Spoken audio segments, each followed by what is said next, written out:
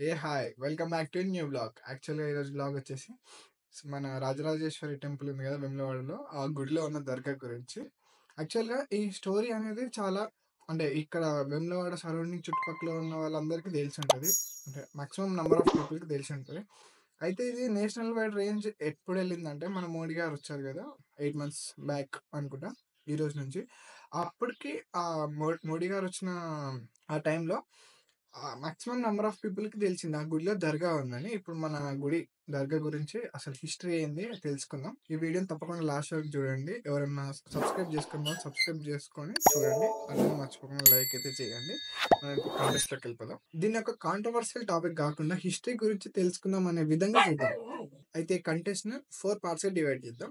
ఎందుకుంది ఫస్ట్‌ది, సెకండ్‌ది ఎక్కడుంది, థర్డ్‌ది అసలు ఎందుకు మొక్కుతున్నారు, ఫోర్త్ మొక్కాలా వద్దా. ఆ! అయితే ఈ 4 పార్ట్స్ ఉన్నాయి గదా! దీన్ని మనం ఒకటి ఎక్స్‌ప్లెయిన్ చేసుకుందాం. అయితే ఈ స్టోరీ అంతా ఎక్కడి నుంచంటే సిరిసిల్ల డిస్ట్రిక్ట్‌లో వెమ్లవాడ అనే ప్లేస్‌లో రాజరాజేశ్వరి టెంపుల్ ఉంది.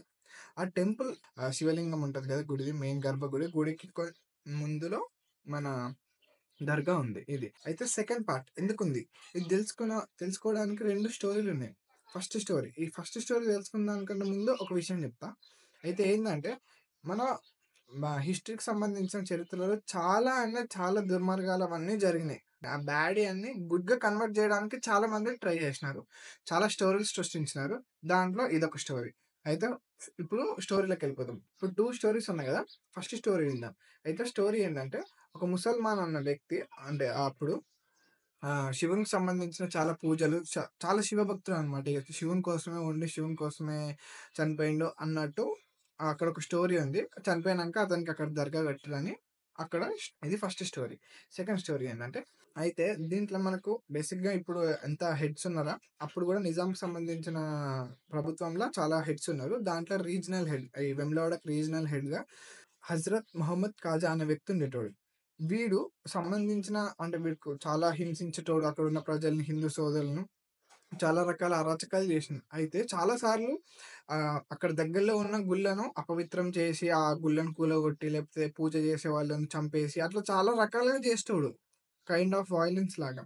అయితే ఇవన్నీ చాలా రోజులు మనోళ్ళు అంటే వాళ్ళ కిందున్నాం గాబట్టి చాలా రోజులు భరించారు, సహించారు అవన్నీ అయిపోయినాయి. అయితే ఒక రోజు ఏ రోజంటే శివరాత్రి రోజు ఈ హజరత్ మొహమ్మద్ కాజా అనే వ్యక్తి మన వాళ్ళు హిందూ సోదరులు పూజ చేసుకుంటుంటే వీడు పోయి అక్కడున్న మన లింగంను అపవిత్రం చేయనీకి ట్రై చేసిండు. ట్రై చేసినప్పుడు ఇన్ని రోజులు అరాచకాలు చూసి ఇంకా విసిగిపోయి అక్కడున్న మన ప్రజలు అందరూ ఏకధాటి వీడిని చంపేసినారు. ఈ చంపేసిన విషయం ఎవరికి తెలిసింది? అప్పుడున్న నిజాం హెడ్ ఉంటాడా? నిజాం ప్రభు అంటాం. మేము ప్రభు అనదలుచుకోలేదు. ఎందుకంటే ప్రభు అంటే రెస్పెక్ట్ ఇచ్చినట్టు. వాళ్ళకి రెస్పెక్ట్ ఇచ్చే అంత రేంజ్ ఎప్పుడు చేయలేరు కాబట్టి నేను రెస్పెక్ట్ ఇయ్యను. నిజాం హెడ్ ఉంటాడా? ఆ హెడ్ అనే వ్యక్తి ఏం చేసిండు? ఇవన్నిటికి రివెంజ్‌గా అతన్ని చనిపోయిన బాడీని సమాధి చేస్తారు గదా! వాళ్ళు.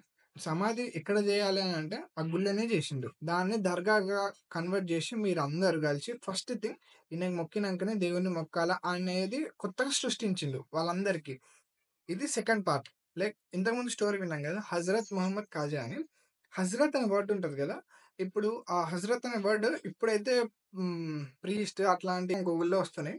కానీ ముందు నేను తెలుసుకున్న దానికంటే నేను అడిగిన వాళ్ళని సంప్రదించిన వాళ్ళకంటే ముందు వాళ్ళేం జెప్పినారంటే, హజ్రత్ అంటే అప్పట్లో ముసల్మాన్లు ఒక 100 మందికి పైగా చంపిన వారికి ఒక బిరుదు ఇస్తున్నారట. అదే హజ్రత్. ఆ చంపిన వాళ్ళకి పదవి గాని, బిరుదు గాని ఇస్తారు. వాళ్ళే ఇప్పుడు లోకల్ రీజనల్ హెడ్స్ వాళ్ళు అయితారా? అట్లా చంపినోనికి పదవి అన్న కైండ్ ఆఫ్ వ్యూలో అంటే అదే అని గాదు. కైండ్ ఆఫ్ అట్లాంటికి సంబంధించిన దాంట్లో ఈ హజ్రత్ అనే వర్డ్ ఉంటది. అంటే అప్పుడు. అందుకోసం ఇప్పుడు చాలా మంది ఉంటారు. హజరత్ మహమ్మద్ అలీ, హజరత్ అలీ అన్నట్టు. ఎందుకనంటే వాళ్ళంతా రీజనల్ హెడ్స్ గదా! అప్పటికి. వీళ్ళు ఇట్లాంటి కైండ్ ఆఫ్ యాక్టివిటీస్ చేస్తేనే అట్లా బిరుదిస్తారు. అందుకోసం ఈయనకి పేరు అట్లొచ్చింది. అట్లా ఇదంతా స్టోరీ వచ్చింది. ఇది గూడా సబ్జెక్ట్ టు కరెక్షన్. ఎవరైనా పర్ఫెక్ట్ మీనింగ్ తెలిసుంటే గూడా కామెంట్ జేయండి. నేను అడిగిన, నేను తెలుసుకున్న, నేను రీసెర్చ్ చేసిన దాంట్లో మాత్రం ఇదనే వచ్చింది. అయితే ఈ 2 స్టోరీలకు మీకు ఏది నిజం, ఏది అబద్ధం అనేది పక్కన పెడితే ఒకటి సృష్టించిన స్టోరీ, ఒకటి నిజమైన స్టోరీ. ఏది సృష్టించిందంటే ఆబ్వియస్‌లీ ఫస్ట్‌ది. ఎందుకనంటే నిజాం ప్రభుత్వంలో ఆహ్, ఆ కైండ్ ఆఫ్ ఆ గవర్నమెంట్‌లో అసలు మనోళ్ళనే మనల్ని మొక్కనీయలేదు దేవుళ్ళను. హిందువుల్ని అందరిని ముసల్మాన్‌గా కన్వర్ట్ జేయాలని చాలా రకాలుగా ప్రయత్నించారు. అట్లాంటి వ్యక్తులల్ల ఒకాయనొచ్చి అక్కడ ఆహ్, శివునికి మొక్కి, శివునికి సంబంధించిన భక్తులు అట్లా అసలు చేయనియ్యరు. సరే చేయనిచ్చినా దర్గా ఉంటదా? అదైతే మరి గుళ్ళ కట్టనియ్యరు. బయటన గుడి బయటన గుడికి సంబంధించిన అనుకోని పక్కగా అట్లా అని కట్టడానికి చూస్తారు. కానీ అట్లా చేయలేరు. అంటే ఫస్ట్ ఆబ్వియస్‌లీ మనకు తెలిసిన ప్రకారం అంటే ఇది కూడా చాలా లిటిల్ పీపుల్ చెప్తారు. అంటే ఎక్కడో ఒకళ్ళు 100లో 2 మెంబర్స్, 3 మెంబర్స్ నేను అనుకున్న దాంట్లలో నేను ఒక 20 మెంబర్స్‌ని అనుకుంటే దాంట్లో ఇదొక్కే ఒక స్టోరీ చెప్పినారు. ఇది కూడా వాళ్ళు ఎగ్జాక్ట్ నిజమన్నట్టు చెప్పలేరు. ఫస్ట్ నేను సెకండ్ స్టోరీ చెప్పినాక ఇది చెప్పి ఇది కూడా కావచ్చు ఏమోరా అన్నట్టు చెప్పినారు. కాబట్టి అది. ఇవి 2 స్టోరీలు. థర్డ్ పార్ట్ మనం అనుకున్నది. ఎందుకు మొక్కుతున్నారు? అయితే ఇప్పుడు మన నార్మల్ లోకల్ పబ్లిక్ ఉంటారు కదా! మనం మొక్కే వాళ్ళలో. ఇప్పుడు మన నార్మల్ పబ్లిక్ వాళ్ళందరూ మొక్కుతున్నారు కదా!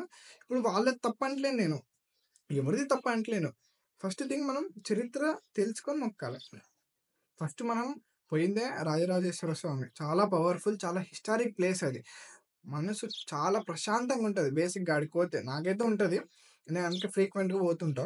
అక్కడికి పోయినప్పుడు మనం పోయిందే మంచి దేవుని ఆరాధన చేసుకోవడానికి. పోంగానే ఆ దర్గా ఉంది. ఫస్ట్ దాన్నే దర్గాలో మొక్కి దాని తర్వాత గుళ్ళకి పోవాలంటే అదేం రూల్? నాకు ఫస్ట్ థింగ్ థాట్ వచ్చిందే అది. అదొక్కటి. అందుకోసం నాకసలు ఏంది చరిత్ర అసలు ఎందుకుందనే అంటే ఇంటెన్షన్ నాకొచ్చింది. అందుకోసం నేను తెలుసుకోవడానికి ప్రయత్నించాను. తెలుసుకున్నా. అక్కడ లోకల్ పబ్లిక్‌ని అడిగి, లేకపోతే అక్కడున్న పూజారికి సంబంధించిన అట్లా చాలా మందికి ఒక్కొక్కటి అన్నీ గ్యాదర్ చేసుకొని చెప్తున్నాం. సబ్జెక్ట్ టు కరెక్షన్ ఇదంతా.